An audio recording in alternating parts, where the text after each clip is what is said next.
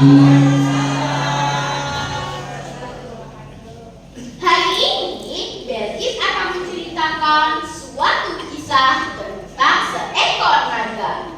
Cerita ini berasal dari Indragiri Hulu, Provinsi Riau. Cerita ini diterbitkan oleh Tim Penggerak Pemberdayaan Kesejahteraan Keluarga, bekerja sama dengan Balai Kajian dan Pengembangan Budaya Melayu. Teman-teman, mau dengar tidak ceritanya? Begini ceritanya. Dahulu kala tersebutlah seorang anak lelaki yang Kedunai namanya.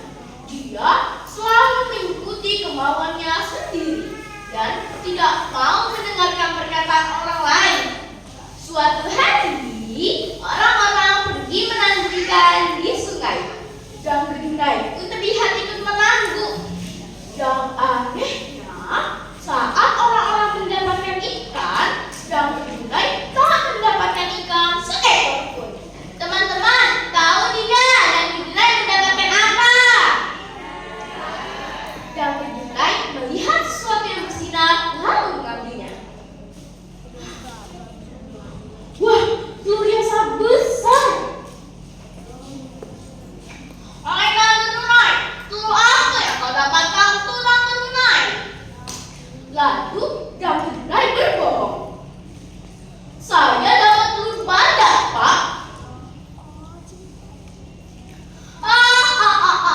Dan Kedunai, badak itu tak bertelur dan Kedunai, badak beranak. Kalaupun dia beranak, hanya satu anaknya dan Kedunai. Lebih baik jangan kau bawa telur itu dan Kedunai. Taklah, saya suka telur ini. Lihatlah, bentuknya bulat lonjong, licin, dan mesti berkilat-kilat. Kalian tidak bisa melarangku membawa telur ini. Kalau telur ini aku tinggalkan, pasti kalian yang akan mengambilnya. Orang-orang di sana menggeleng-gelengkan kepala melihat kelakuan dan Kedunai yang tidak mau mendengarkan perkataan mereka. Dan Kedunai pun membungkus telur itu dan membawanya pulang.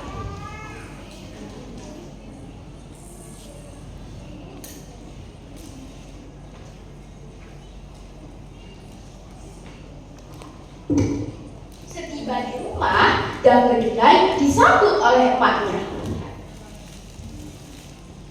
Telur apakah itu dan Kedunai?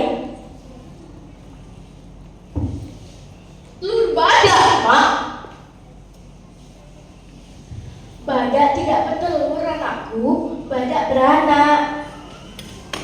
Emak dan Kedunai pun memperhatikan telur itu baik-baik. Astaga, ini telur naga. Jangan sekali-sekali kau memainkan telur ini, apalagi memakannya. Kau bisa celaka, anakku.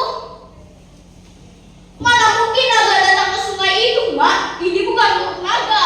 Saya suka telur ini. Saya akan memakannya. Suatu pagi, emak dan Kedunai mengajak dan Kedunai pergi ke ladang. Tetapi dia menolak dengan alasan sakit.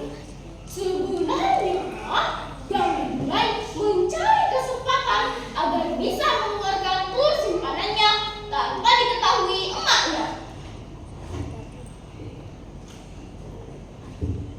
Dan Kedunai, ayo kita pergi ke ladang, Nak. Aduh, Mak, perutku sakit, Mak.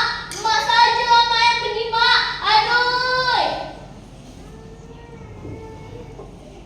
Kalau begitu, emak pergi dulu ya, dan Kedunai. Sepeninggal emaknya, dan Kedunai bergegas ke dapur lalu merebus telur itu.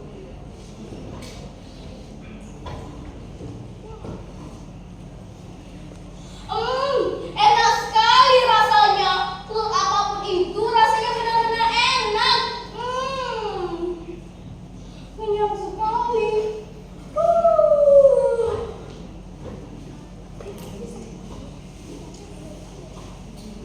Dalam tidurnya, dan Kedunai bermimpi. Teman-teman tahu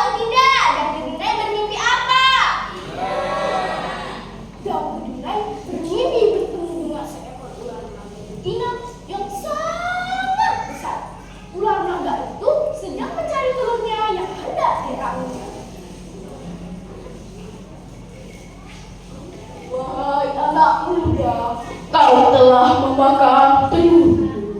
Siapapun yang memakan telurku akan menjelma menjadi ular naga sebagai pengganti anakku. Yang benar terbang dengan ketakutan. Apa yang terjadi denganku? Seluruh tubuhku berkeringat dan sangat gatal.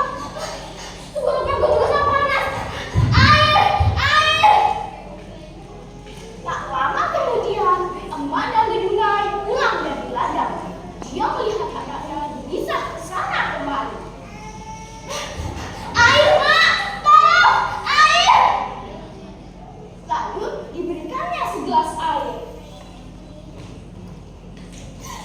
Masih tidak cukup, Mak! Lagi! Lalu diberikannya gelas tempayan. Masih tidak cukup, Mak! Dan Gedunai pergi ke pergi meminum habis air. Masih tidak cukup, Mak! Air!